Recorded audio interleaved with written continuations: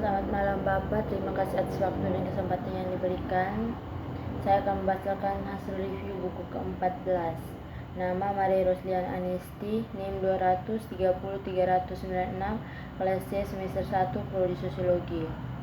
Pengantar menilai demokrasi.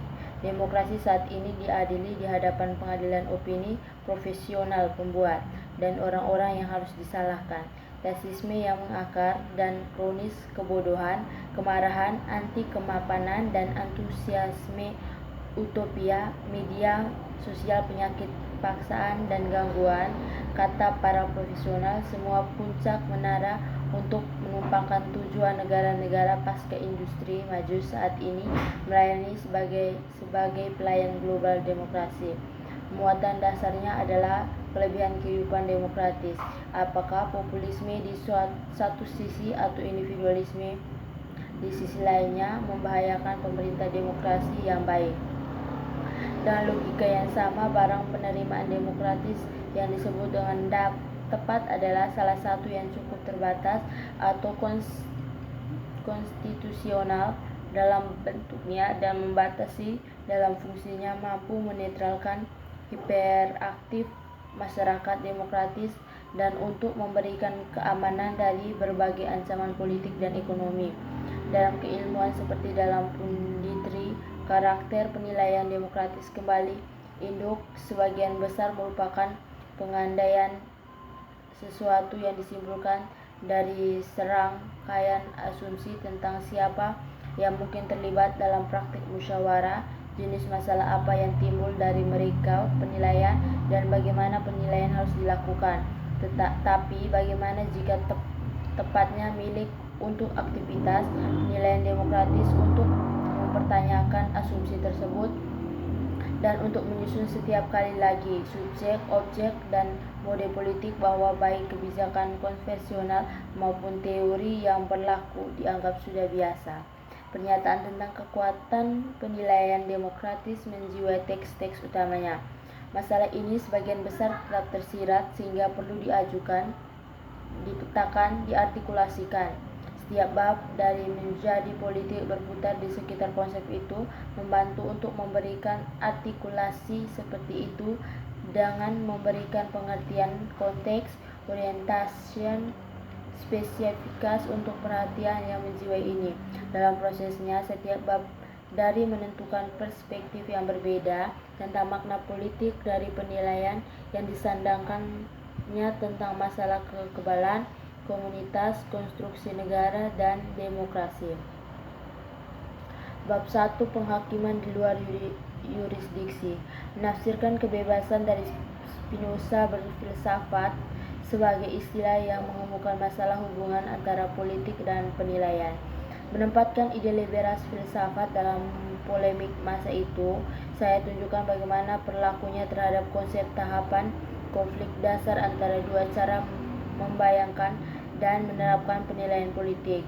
Otoritas kedaulatan negara untuk menentukan bagian utilitas publik adalah bentuk paradigma dari apa yang saya sebut yurisdiksi di konteks dengan jurisprudensi yang dicontohkannya oleh hak warga negara untuk berfilsafat atau menilai di depan umum kegunaan hukum negara bagian.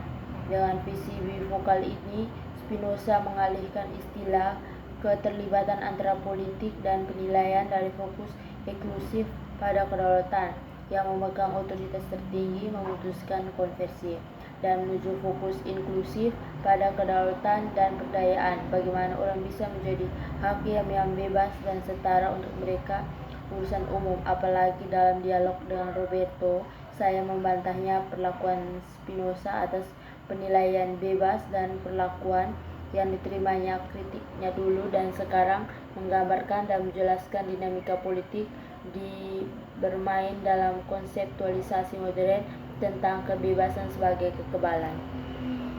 Bab 2. Judgment is common. Membahas status ontologis dari penilaian di Spinoza, membongkar gagasan bahwa penilaian tidak dapat dipisahkan. Pada contoh pertama, ide ini berhasil bahwa penilaian milik Kant, sistem terbuka atau ekologi atau psikis, sosial, biologis, pengaruh untuk mengkonseptualisasikan penilaian dengan cara rasional yang radikal ini. Spinoza menggunakan konsep ingenium atau corak yang menandakan sesuatu seperti ini, sentimen karakteristik di visual dan disposisi afektif. Saya berpendapat bahwa gagasan tentang corak menghadirkan kesamaan yang selalu bisa dikatakan dalam pertimbangan. Dalam pandangan ini, kesamaan dalam komunitas manapun tidak dapat dipisahkan dari beragam cara menafsirkan, membedakan, mengevaluasi, dan sebagai syarat untuk semua operasi ini menginginkan dengan perhatian khusus mekanisme psikosial yang oleh Spinoza disebut sebagai imitasi pengaruh.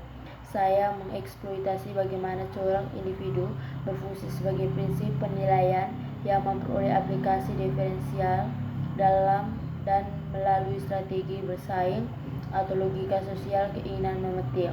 Oleh karena itu, rumusan pertimbangan bersama berarti perpecahan dan lebih khusus lagi konflik adalah sebuah fitur intrinsik komunitas. Pertanyaannya kemudian menjadi seperti apa konflik? Jawaban saya adalah bahwa cerita Spinoza tentang hasrat menyajikan ketidakterbandingan antara mode membayangkan dan membayangkan bagaimana sebuah kompromi dunia sekaligus dibagi dan dibagi. Bab 3. Konstitusi penghakiman. Mempertimbangkan bagaimana pemikiran Spinoza menjelaskan masalah menopang kaum revolusioner atau transformatif, kekuatan rakyat untuk memberikan diri mereka sendiri sebuah kontributif politik. Saya menguraikan fitur dari konstitusi penghakiman Spinozist yang dipahami sebagai kekuasaan konstituen bekerja dalam penilaian rakyat dan hukum fundamental dihasilkan oleh penilaian ini.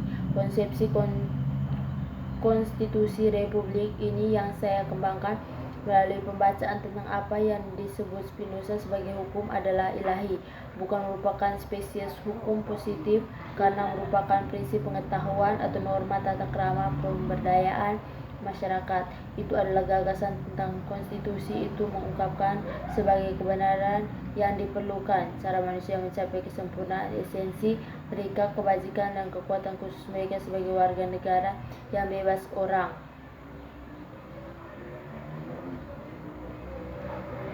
Dari perspektif Spinoza, pada akhirnya adalah kekuatan konatif dari setiap hal, hukum alam, dan bukan kekuatan hukum dan otoritas negara yang memberikan dan menjamin hak untuk melakukannya. Penilaian dalam pengertian ini saya berpendapat Spinoza menunjukkan bahwa hak untuk berpartisipasi dalam menilai apa yang dimiliki orang yang berdaya bersumber dan hukum kodrat dan menargetkan hukum manusia, memfasilitasi adaptasi tatanan hukum manusia untuk mengubah keadaan historis atau evolusi, serta inovasi atau transformasi internal tatanan semacam itu sepanjang lebih ekspansif kosmopolitan dimensi atau revolusi.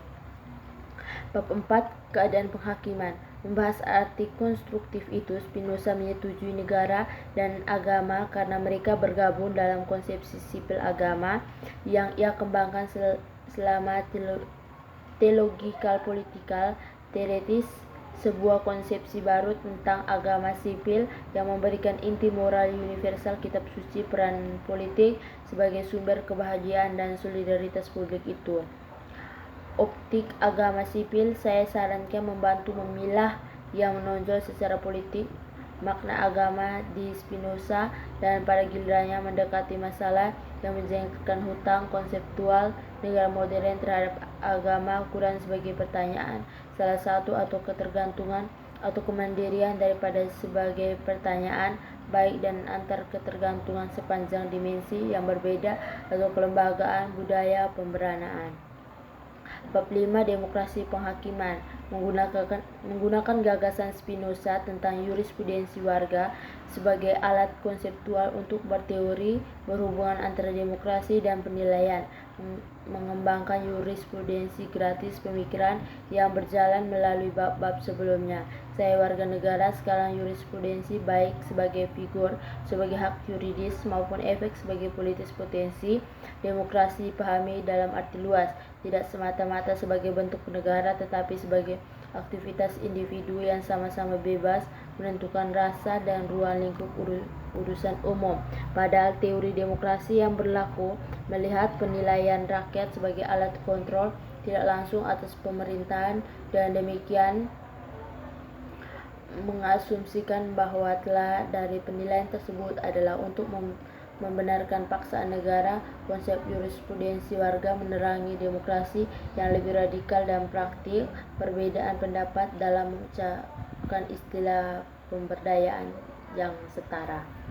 Bab Koda merefleksikan kembali interpretatif dan teori utama. Bab ini juga membahas bagaimana janji Spinozis republisme penting interaksi generatif atau afinitas efektif antara pemikiran publik modern dan teori kontemporer berpolitik kehidupan komunal.